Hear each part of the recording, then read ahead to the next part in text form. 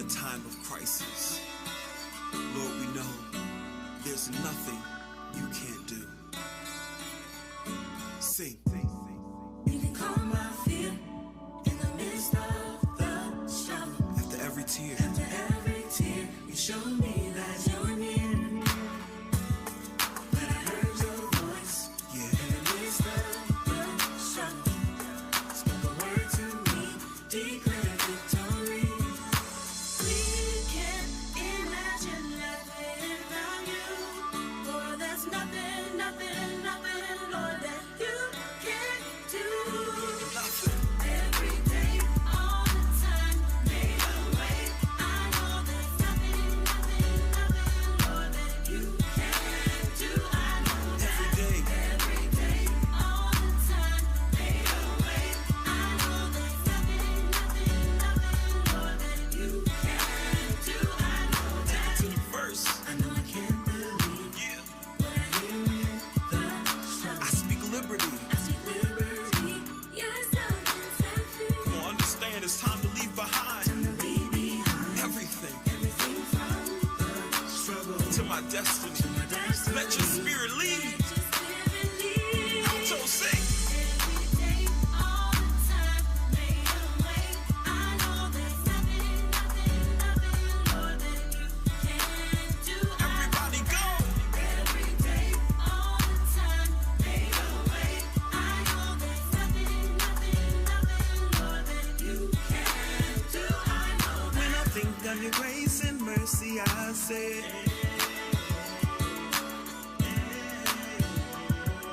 get filled up every time. When I think of your grace and mercy, I say, I get filled up every time. We can't imagine life without you. For there's nothing, Nothing you can't do. Let's go. Every day, all the time, made a way. I know there's nothing, Nothing. Lord, that Nothing. Nothing. Come on. every day, all the time, made a way. I know there's nothing, Lord, that you can't do. I know When does he do it? every day, How often, y'all? all the time. Each and every time.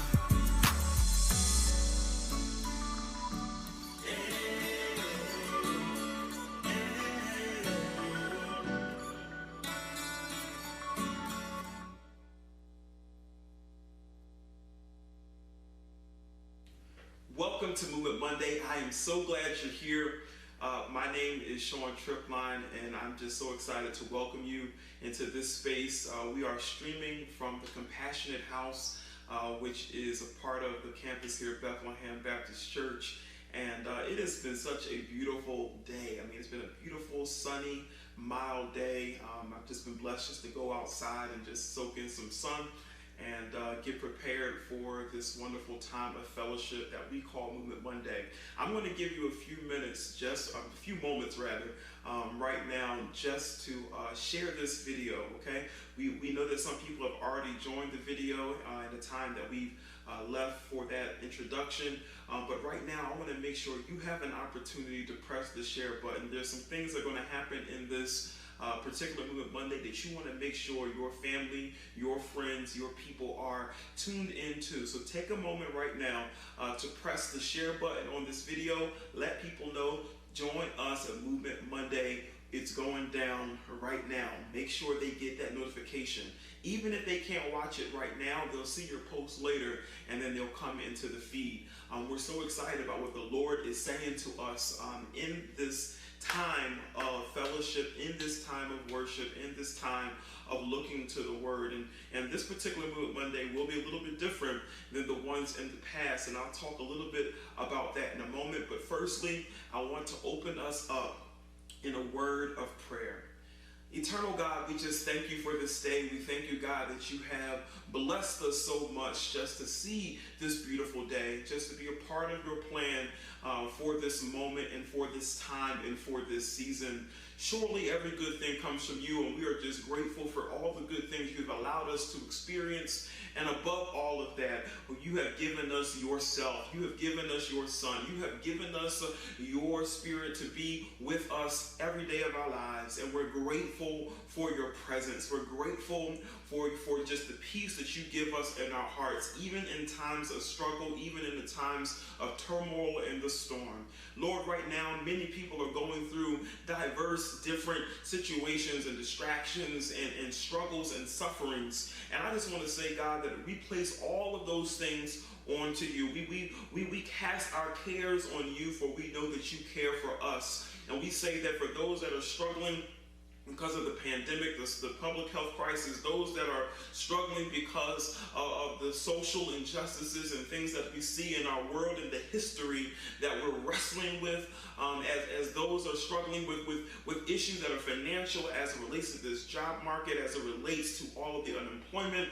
God, you see all and you know all, even for our young people that are separated from their loved ones, separated from their friends, not able to finish out the school year the way that they expected to. We just pray, God, that you will just be with us all in this time. And for this moment that we look to your word, for this moment that we look to see what you have to say to us, we say, Lord, we open up our hearts, we open up our minds, we open up ourselves so that you might be able to move in this space. We thank you, Jesus, for what you have done, and we look forward to seeing what you will do even on this day. It is in the name of Jesus we pray. Amen. So if you're just now getting into this live, welcome. Welcome to Movement Monday. Welcome to this space. Welcome to this intimate setting where we will have a talk about what's going on in our world. And that's what we're going to do tonight. We're going to have a conversation. Normally we would have an extensive worship service with all the bells and whistles and all the different elements going on, praise and worship and so forth. Today we are going to have a conversation because there's so much happening in our world. I want to make sure that we're able to just vibe off of each other, be able to just have some dialogue even from a distance, that we can kind of meld our minds together. And in the comment section, I want you to leave your thoughts. In the comment section, I want to make sure that you make your voice heard, and then I will certainly respond to you when I'm able in the comment section after this broadcast. And so just welcome to this, welcome to 2020. It's been a year. It has been an experience. And with all of the bad, there has been good. With all of the struggle, with all of the unexpected notes of 2020, there have also been opportunities. And we don't want to miss those opportunities. And even this service in itself, we had not live streamed this service before this actual pandemic started. So what was a problem rendered itself to be an opportunity so that this message might go further, so that more people might be reached with the message of the gospel and the hope that we share as a community of faith. There's not going to be a formal offering time in this Movement Monday. There's not going to be a time set aside. I want to let you know that you can go to www, if you use that, .bbc, the number 4christ.org/giving. Okay, go to bbc4christ.org/giving. When you go to that page to give your offering for this service, just select on the screen that you want to support Movement Monday. Thank you for supporting this service. Thank you for supporting this worship experience, because there are so many things we have planned for 2020, both in this quarantine, but also once we get to the other side. And your generous gift and your worship unto God through giving supports everything that's happening in this movement. So thank you so much for that. In a moment, we're about to do something we haven't done in Movement Monday. We're going to have a wonderful selection rendered by an outside group. Today, we're going to have an opportunity to hear from the Chester Children's Chorus. The Chester Children's Chorus may be an unknown to you, and if it is, I want to share just a brief word about what this particular organization is. I am a member of the Chester Children's Chorus. I serve as the assistant music director, have been a part of this chorus for over 6 years. It is a nonprofit that is a part of the Swarthmore College down in Swarthmore, Pennsylvania. And essentially, what this chorus has been for 25 years is it's been an organization that has sown into the lives of students who have musical gifting and given them an opportunity to let their voice be heard, allow their beautiful voices to be to taught and to materialize and to bring to fruition and to just sow into the gifts that they have, so that the community in Chester, the community in Swarthmore, the greater Pennsylvania community, and throughout the country and as far as the world can experience the beautiful children of Chester, know that they have wonderful gifts to be shared with the rest of the world. Now, Chester, if you know anything about this area, is an area that has struggled with a number of societal problems, societal ills, has been victimized by some of the industrial changes. And we want to make sure that even in this society, that they know that the children in this society that are coming up, this young generation, have been gifted. In my language, is gifted by God, but have been gifted nonetheless to let their talent be shown. So we're going to see a video here. It's called I Still Can't Breathe. Just a few years ago, about 4 years ago, Dr. John Alston, who is the founder of the Chester Children's Chorus, wrote this song, I Still Can't Breathe, and it was in response to the killing of Eric Gardner in New York. So we did, the summer after that happened, we recorded this video. You'll probably see me playing the piano. That's me in the background playing the piano, and you'll see all of these wonderful children singing. I want to let you know that at a certain part of the video, there will be a warning. If you do not want to see the video of Eric Garner as he is being placed on the ground by authorities, as well as the following video that shows George Floyd in a very similar fashion being suffocated, there will be a warning on the screen that will let you know that at this point of the video, you can turn away if you do not want to visualize that. Okay, so I'm very aware that this is very traumatic for all of us, and many of us are either have seen it and are struggling with those images, or we have not seen it and we know that it's just not for our best interest to look at that. So that warning will come on the screen at that time. This song is written in such a beautiful form by John Alston as a way to just celebrate what has happened in our community, the way the Black community has contributed to the American society, and then also the paradox of why America treats this particular community the way it does, despite of that contribution, despite of the faces of those beautiful children. Okay, so enjoy this video. It's called I Still Can't Breathe. It has been updated to fit into this current conversation that we're having. On the other side of the video, we will look to have a conversation. We will look to the Word of God. We will look to see what can we do, how can we reflect, how can we learn from the situation that we're in and put into place building blocks so that we can move towards a better future for all of us. Enjoy the video.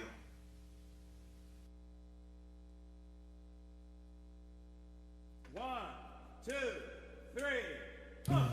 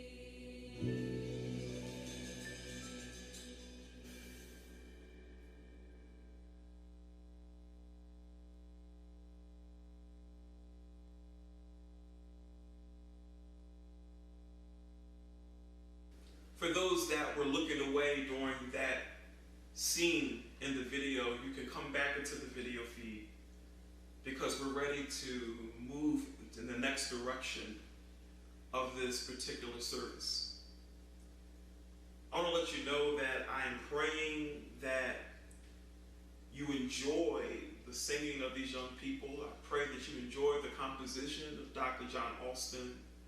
But I'm also praying that your heart is moved in some way as you look at the paradox of what Black people have meant to the building of this country, what it's meant to the building of not just the physical structures, not just the economy, which it has a very, very large part of, but also the culture, also the identity, also the arts, also all the things that make America what it is. And in the paradox of that reality to Black people being dehumanized in the eyes of some, being over-criminalized, over-sexualized in the eyes of some, seen as pieces of property rather than seen as individuals who have been created in the image and likeness of God. It's truly not a one-time event. For those that see George Floyd, there's some people who've seen that and have responded with outrage because they've never seen anything like that before. And I'm happy that they had the instincts to be angry, to be outraged, because it truly is outrageous. However, even for these people, and including obviously those who do not experience that rage, they need to know that this is not an isolated incident. You can't look at George Floyd and you can't look at Eric Garner and others that happen to be captured by video and think that these are just some really bad situations that really went left. These are images that have confirmed, that have just told the visual story of what has been an oral story, what has been an oral story, what has been said about the community for generations. And that's the key word for this moment that we have here. The key word is generations. We're going to talk today about breaking generational cycles. That's our theme.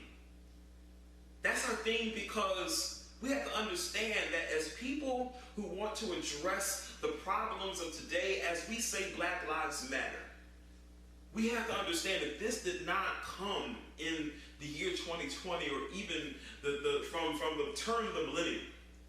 But truly, this has been something that has been part of the fabric of the DNA of the United States from its inception and before its official inception. From the year 1619 all the way to 2020, 401 years ago, we've seen Black people in this continent, in this land, seen as property, seen as less than human, seen as less than appropriate. And their treatment has just only evolved with the years. It may look different than it did 401 years ago, but it does not mean that it's not problematic. So we're going to look at breaking generational cycles because we can't truly address the problem of racism in our country without identifying that it's been transmitted from one to another, from fathers to sons, from mothers to daughters, as a part of our culture, as a part of what makes us who we are. To kick this off, I want you to see a clip. This clip is an NFL quarterback by the name of Drew Brees. And Drew Brees speaks to an interviewer and basically gives a response to a question because in the past he's taken issue, he's had a problem with people protesting injustices seen by Black people in their community. So he's asked, where does he stand on this issue in 2020, especially given what has transpired in the life of George Floyd, Ahmaud Arbery, Breonna Taylor, and so many others. And this is what he says. I'm curious how you think the NFL will and should respond to that. And of course, you're such a leader in the league. What is your responsibility as a leader in times like this for the rest of your teammates and players in the league? Well, I will never agree with anybody disrespecting the flag of the United States of America or our country. Let me just tell you what I see or what I feel when the national anthem is played and when I look at the flag of the United States. I envision my two grandfathers who fought for this country during World War II, one in the Army and one in the Marine Corps, both risking their lives to protect our country and to try to make our country and this world a better place. So every time I stand with my hand over my heart, looking at that flag and singing the national anthem, that's what I think about. And in many cases, it brings me to tears, thinking about all that has been sacrificed, not just those in the military, but for that matter, those throughout the civil rights movements of the 60s, and everyone and all that has been endured by so many people up until this point. And is everything right with our country right now? No, it's not. We still have a long way to go. But I think what you do by standing there and showing respect to the flag with your hand over your heart is it shows unity. It shows that we are all in this together. We can all do better, and that we are all part of the solution. Now, when some of you saw this footage, you were just immediately taken aback and immediately thought that, this gentleman, Drew Brees, this quarterback for the New Orleans Saints, is out of line. He does not understand X, Y, and Z. And there are others of you that watch this and you might feel like, I'm not really sure what the fuss is all about. I don't disagree with too much of what he said, or I may not even disagree at all with what he said, because I agree that the flag is an important symbol. Now, I want to speak to you regarding this in more than one way. I'm not just looking to speak to him from a negative perspective or to speak to him from a positive perspective, but I really want to be holistic in how I approach this. And I surely want to say that my intention is not to demonize him or to make him, because he really represents much of the country in terms of how they see this issue. But what I want to say to his vision, and want to say to what he thinks about this issue, is that we have to develop, we have to grow, we have to expand our thinking, not just as Black people think in this way. There are many peoples of all races who have this perspective, and we need to take it to the next level. And I'm going to show you why there are some reasons to blame this line of thinking, and it's bigger than the person Drew Brees. It really represents a large portion of American society, but particularly to him.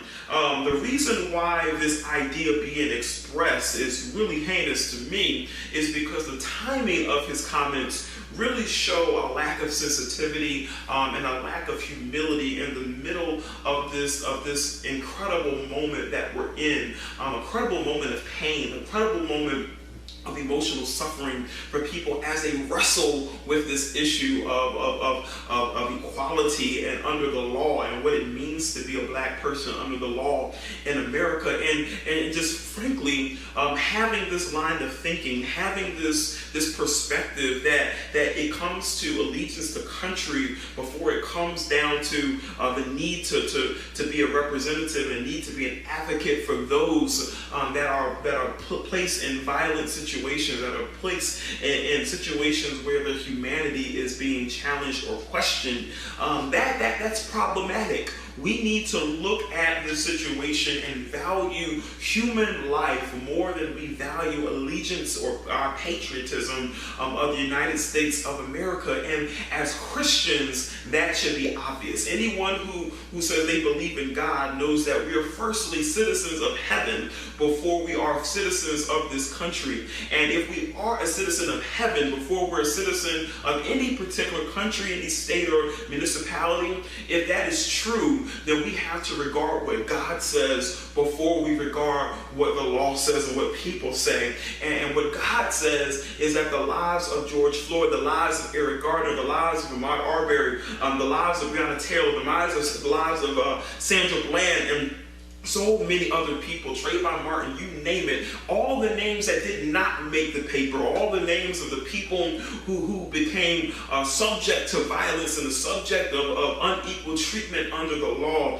that their lives matter, that black lives matter, that every corner of our humanity matters, and no one should be left out of the prize of being God's child. So it really showed lack of sensitivity in this time and in this moment.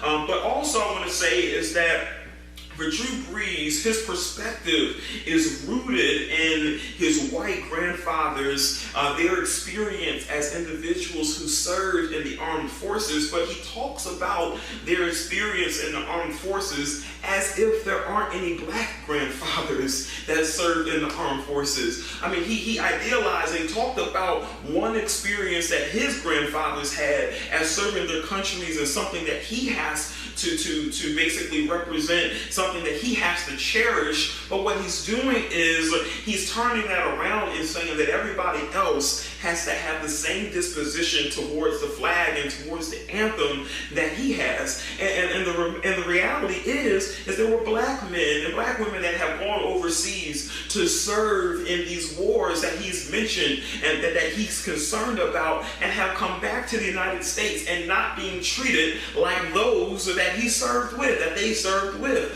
So the reality here is that we have to remind people, especially of majority culture, that you can't police black people's reaction to their own experience. And I use that word police, pun intended. You can't police, you can't judge, you can't force people to see America the same way that you see America, because their experience as Americans are radically different from yours.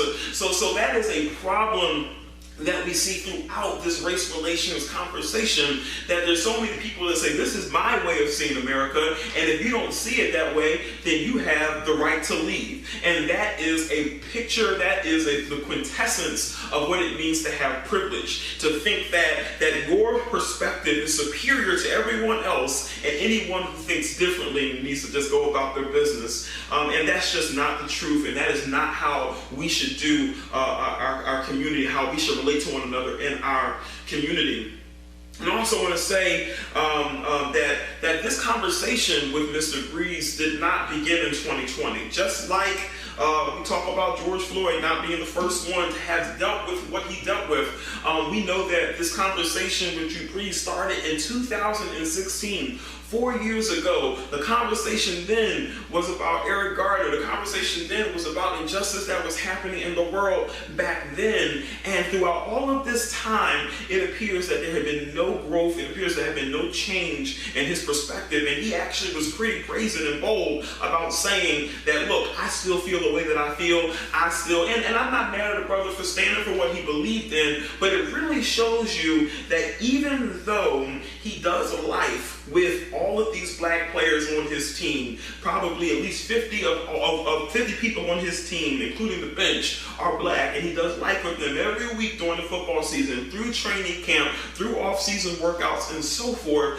but still in all of this has not grown in his perspective. So what we see is that after there was a loud outcry, even some of his players said, bro, you're tripping.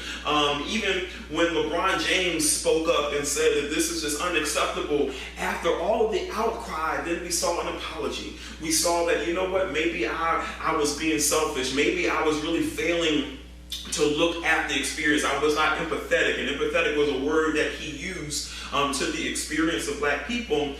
Even with this apology, we have to look at what this means and what created this moment. Because frankly, it shouldn't have taken all of that. It should not have taken half of the society looking at you kind of funny for you to finally back up off of your stance and actually listen to the other side, to hear the other side of the story enough to at least apologize for how you came off. So the question that I have is, why did it take so much for him to listen to the cries of black people? And I think the answer to this question is found in the original proclamation that he gave. and that was his grandfathers. I believe that that is really the core of what is going on here.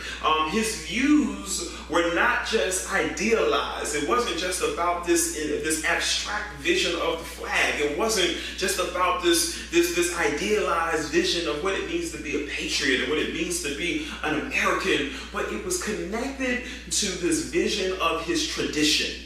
It was connected to a vision of what he sees as coming from his grandfathers on down to him. That's why this talk is called Breaking Generational Cycles, because truly this racist problem that we see in America, this problem of injustice, is not just about one individual having a certain characteristic, but it's about that characteristic being passed down through the family line, through the media, through other structures in society that perpetuate the ideas that some people are not as good as other people.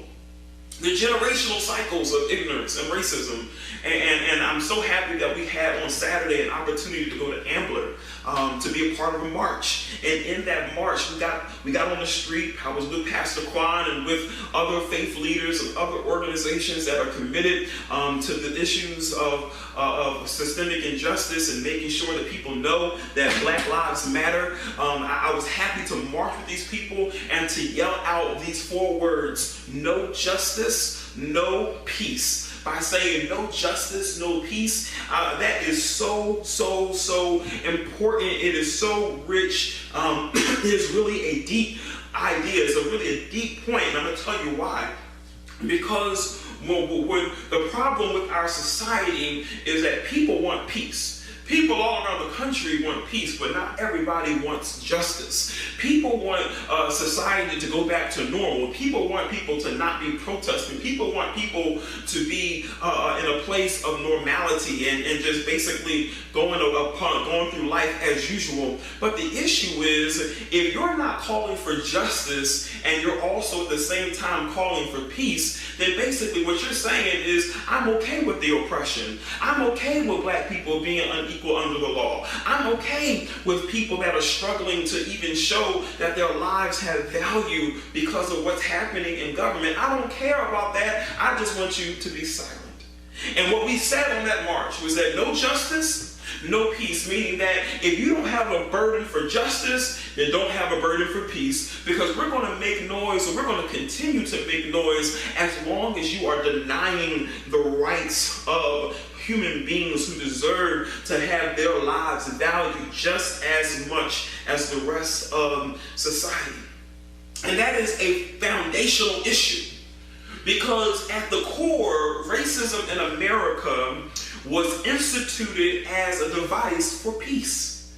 You know, there's this question for European settlers coming into America and wanting to cultivate what now we consider the United States of America and the Caribbean and other places.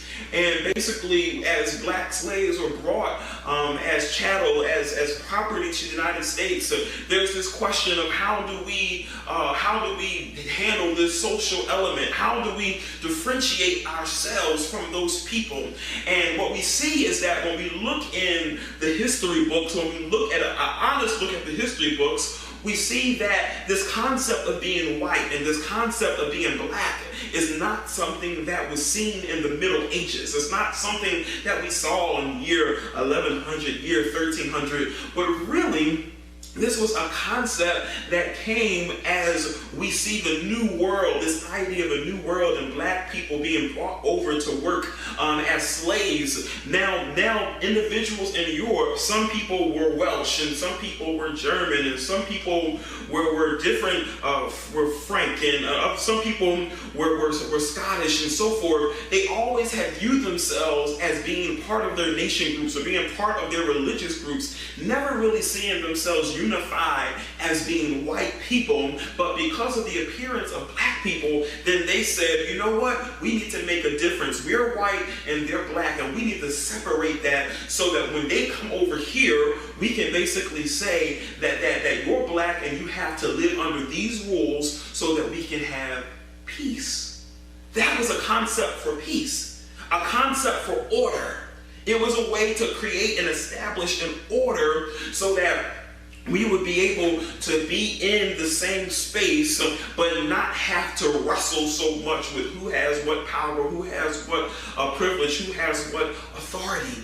So when we say no justice, no peace, we're basically saying that you cannot go back to your vision of order if your vision of order means that black people are less than white people. We can't go back to a vision of order, a vision of peace that does not give justice to the minority, whoever the minority is. And there are other minorities other than black people, and we're advocates for those minorities. But in this moment, we're speaking to this particular issue. The reality is that this vision of race and this really a construct of race that we see because of this dynamic created. This construct of race and this vision of race was an idea of peace and order, and that has to be disrupted in order for some people to reconsider it. That's why protest is important. Because without protest, people will continue their lives doing the same thing that they've always done, never second guessing. We tried to talk. You know, Colin Kaepernick kneeled on the ground. He tried to talk. He tried to have a conversation with America. But America wasn't ready to have that conversation. And now look where we are. Sometimes protest on a different level is necessary. Now, I'm not for looting. I'm not for burning buildings down. I'm not for stealing, medications out of the pharmacy where people can't get the medication. I'm not for that in itself. And a lot of that was not even the people that were choosing to protest. A lot of those people were outsiders, actors put into the fray so that they can change the ethos of the protest, change the way the protest was seen by society. But I am for protest that says we're going to disturb culture until you listen to what we have to say. Because we understand that this is not just an idea that individuals conjured up, but this racism problem is deep and is embedded in the culture of our country. It's deep. It's generational. It's foundational. Let's look at 2 Timothy chapter 1. And this is an example of the generational transfer. It's a positive example of the generational transfer. But 2 Timothy chapter 1 shows us, verse 3, I thank God whom I serve. This is Paul speaking to Timothy. As did my ancestors, with a clear conscience, as I remember you constantly in my prayers, night and day. As I remember your tears, I long to see you, that I may be filled with joy. I am reminded of your sincere faith, a faith that dwelt first in your grandmother Lois and your mother Eunice, and now, I am sure, dwells in you as well. This is really, really powerful from a positive perspective. Paul's looking at his son in the ministry and saying that you've got a good thing because you have a sincere faith. You have a faith anapokritos. You have a faith that's unhypocritical. You have a faith that stands up to what you say you believe in. And because of this faith being in you, Paul's saying, I'm not giving you full credit for the faith that you have. Ultimately, he's giving God the credit, but from a horizontal lens, he's saying, I'm not giving you the credit for the faith that you have, but I'm going to look back to your mother. I'm looking back to your grandmother, and I see that they served God, and they had sincere faith, and because the grandmother had sincere faith, because Lois had sincere faith, and because Lois passed that sincere faith down to Eunice, your mother, and Eunice passed down that sincere faith to you, I know that that sincere faith is real. And that's a generational transfer. It's a generational. If I stand for God, if I do what God has called me to do, if I set my life apart to be a part of the solution rather than a part of the problem, then my posterity, those that come below me, those that come after me, can then embrace the foundation that I have laid. Scripture shows us that, and we also see also in sociological studies, that families tend to reproduce their own culture. Families tend to reproduce their own culture. And that reproduction of their culture can be whether their culture is functional, whether it is good in the case of the Apostle Paul speaking to Timothy and his family, or it can be negative, it can be dysfunctional. But families tend to reproduce their own culture, whether it's functional or dysfunctional, for generations. That is what normally happens. Let's look at another text, Exodus chapter 20. You shall not bow down to them or worship them, for I, the Lord your God, am a jealous God, punishing the children for the sin of the parents to the third and fourth generation, to those who hate me, but showing love to 1,000 generations of those who love me and keep my commandments.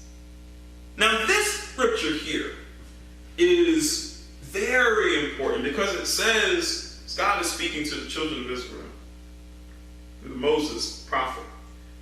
He says, punishing the children for the sin of their parents to the third and fourth generation of those who hate me. That's important right there, where it says, of those who hate me. Because God is saying that there's a line and generations under that line that are against my word, that are against my will. They hate me. They have decided that they are going to go away contrary to me. But it's not saying what some people make this say. Sometimes people take this statement and basically say that because one person has sinned, then every generation after that is cursed. And that's not exactly what's being said in Scripture. You have to be careful with this. This is where this idea of generational curses come from. Because this is what it says, punishing the children for the sin of the parents to the third and the fourth generation of those who hate me. That's where we have to emphasize this scripture. Then verse 6 says, but showing love to 1,000 generations of those who love me and keep my commandments. So on one side, third and fourth generation of those who hate me, but then 1,000 generations of those who love me. So what's emphasized here is not the generational aspect of those who hate God, but rather the fact that you hate me rather than those who love me, because my love will go down through 1,000 generations for those who love me. What we see is that there is a very, very clear issue of a generational cycle, but I don't believe it's a curse. I believe that it's a cycle. And I believe that the cycle can be broken if we truly have faith in God, if we truly check ourselves and do what we need to do. Also, the scripture shows us that it's the consequence, not a curse, but the consequences that are passed down through generations. And this is in step with behavior. This is in step. God is matching energy, if you will. God is showing love to those who love him and keep his commandments. So what we see is that generationally, this is an issue because it's not just saying that one person did something wrong and then everybody has to deal with the punishment of that. But really, it's indicating that in that line of those who hate me, not one person, but those who hate me, then you have a cycle of people who continued a learned behavior of hating God, versus those who love God, and then there's a cycle of learned behavior of loving God. Even in our time, we have to wrestle with where we stand on this issue. Are we people that love God? Are we people that hate God? In the issue of the day, when we talk about Black Lives Matter, we have to wrestle with this issue. Are we those that hate Black people? Or are we those who love Black people? Are we those who want to infringe on their right to live lives with human rights just like everyone else? Or do we want to be the people that push that issue away and said all lives matter? Not because we truly believe all lives matter, but because we want to make sure that our lives don't matter by us neglecting the issues of Black lives. Church, we can break the cycle. It's time to break the cycle. Don't think that just because I'm a millennial, right? Don't think that just because we're in the millennial generation and that it's a new generation that these cycles just break on their own. They don't. They don't break. 2017, we do see that millennials have more personal comfortability with diversity. They are more diverse in their social interactions. They are more diverse in their sentiments, their willingness to have social relationships with different people. Maybe even socially diverse as much to marry in different ethnic groups. However, that does not mean that they have a mentality to dismantle systemic injustice from the places that need that attention. With this study that I saw by Cornell University in 2017 showed that millennials had different perspectives about diversity socially, but they were a lot like their parents when it came to whether or not they felt that society needed to address particular issues through systems of government, through systems of the economy, through systems that have continually perpetuated the problem. And there is a difference. However, 2020 and all of its craziness has brought us to a moment. And time will tell how this moment lives on.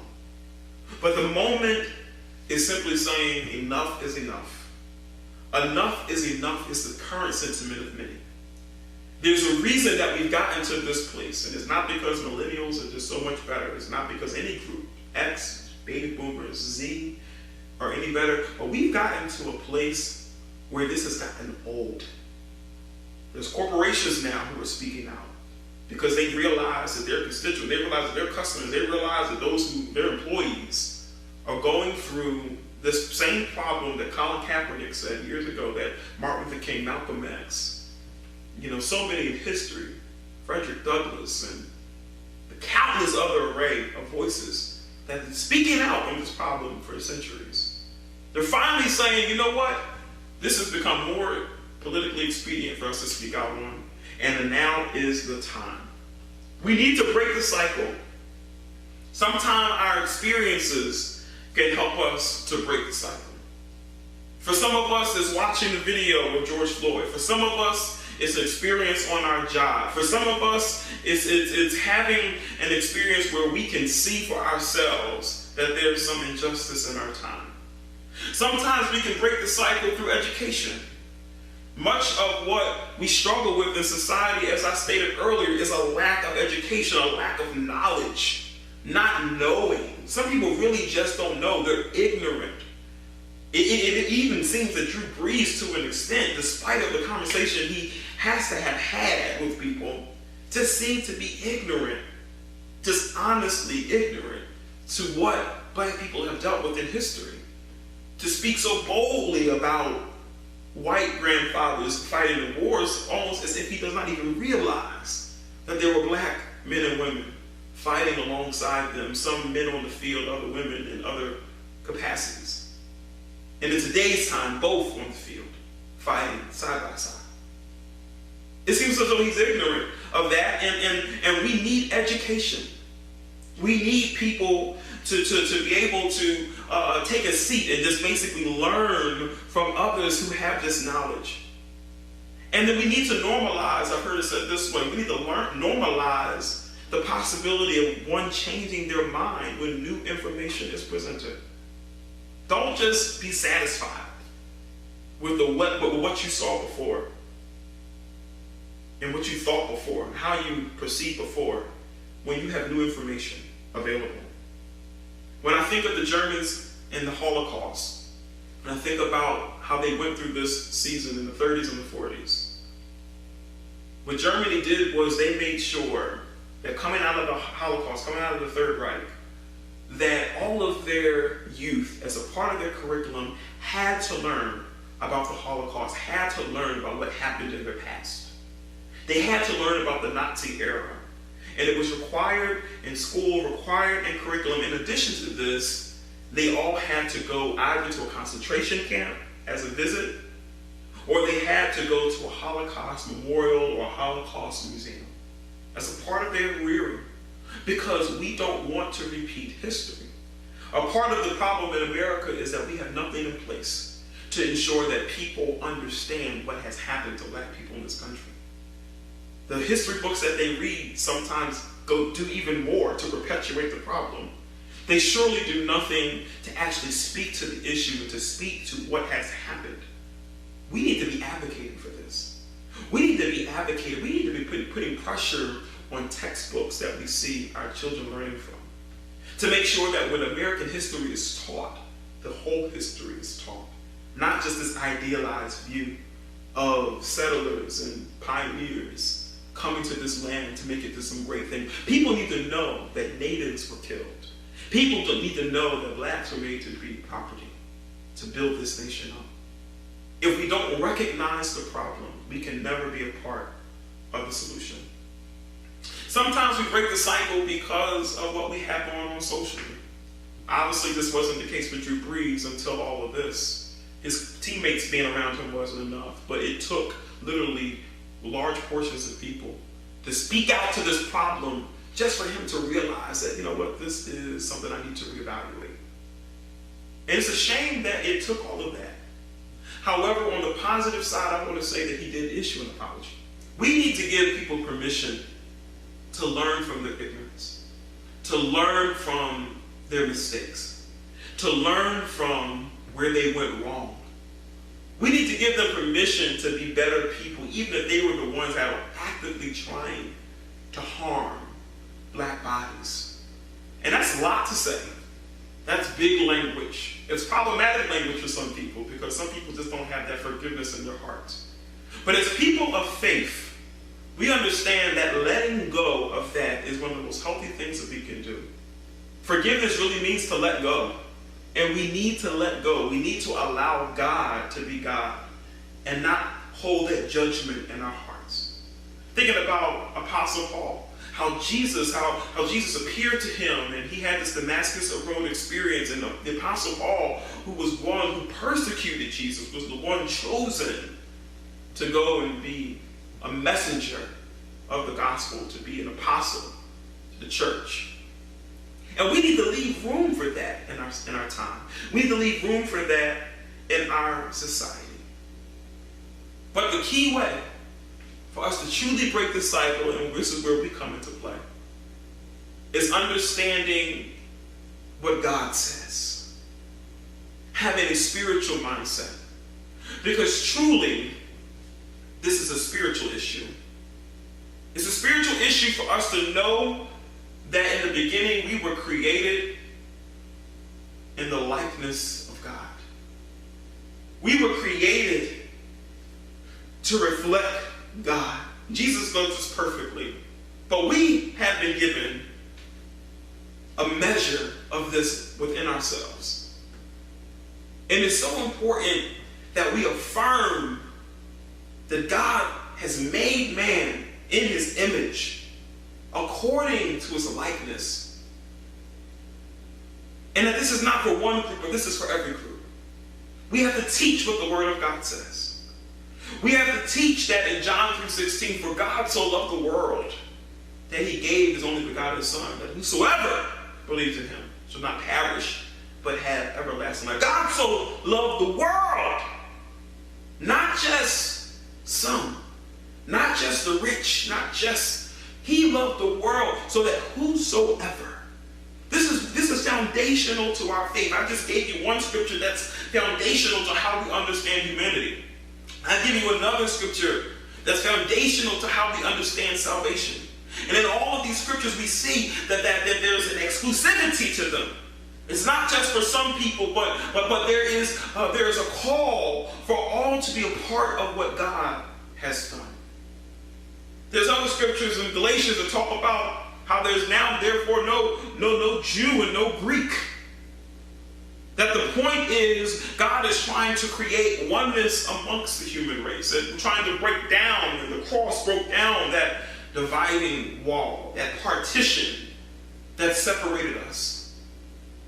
But by faith, we are all a part of God's kingdom and God's family. And some of us, God's church. I want to invite you to be a part of this family. I want to invite you to be a part of the church. I want to invite you to be a part of the voices that say that Jesus is what we need today. Jesus is the answer. We can't look to Donald Trump for the answer. I pray you know this.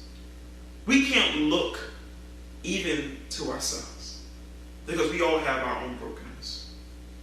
We have to look to God. Because truly, legislation in Washington, D.C. cannot change the hearts of men. We need legislation in Washington, D.C.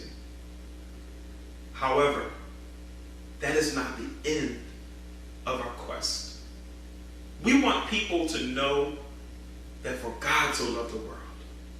We want the people to know that God created man in his image and his likeness. And that this is not for some, but this is for all because of what God has done.